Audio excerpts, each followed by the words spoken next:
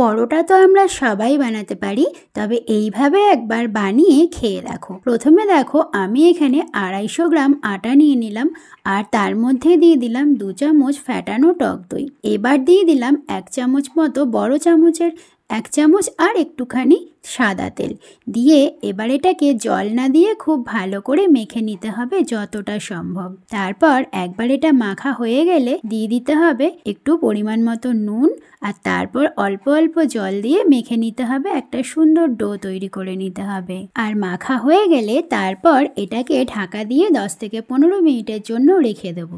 এবার এর পুরটা তৈরি করার জন্য প্রথমে কড়াইতে দিয়ে দিলাম 2 চামচ মতো সাদা তেল। তারপর তেলটা গরম হয়ে গেলে দিয়ে দিলাম গোটা জিরে বা সাদা জিরে, তারপর দিয়ে দিলাম কুচনো রসুন, কুচনো আদা আর কুচনো পেঁয়াজ। খুব ভালো করে এগুলো ভেজে নিতে হবে।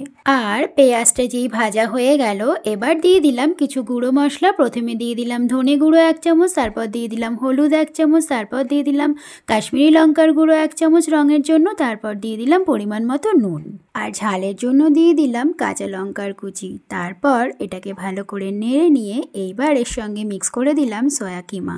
সয়া কিমা এমন কিছু ব্যাপার না, সয়াবিনটাকে জলে ভিজিয়ে রেখে তারপর মিক্সিতে একটু ক্রাশ করে নিলেই ব্যাস তৈরি হয়ে গেল সয়া কিমা। এরপর বাইন্ডিংয়ের জন্য দিয়ে দেবো একটু বয়েলড আলু, আর তারপরে দিয়ে দাও অল্প একটু ছাতু। এখানে ছাতুটা দিলে ভালোই হবে। আর তারপর দিয়ে দিতে হবে একটু পরিমাণ মতো নুন।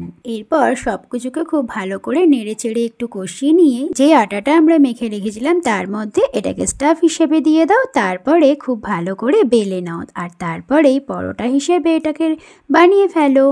ব্যাস তৈরি হয়ে গেল আজকের রেসিপি সয়া কিমা পরোটা। আর তারপরে গরম গরম সার্ভ করে দাও যে কোনো কিছুর সাথে। আমি তো সার্ভ করেছি এটা আলু ফ্রাই উইথ মেথি শাক, আর আর তার সঙ্গে আচার দিয়ে। তোমরা চাইলে এরকমভাবেও সার্ভ করতে পারো, বা অন্য যে কোনো কিছুর সাথে বা সসের সাথে, যেভাবে খুশি সার্ভ করো। দারুণ টেস্টি। অবশ্যই কমেন্ট করে জানিও কেমন লাগলো। টাটা।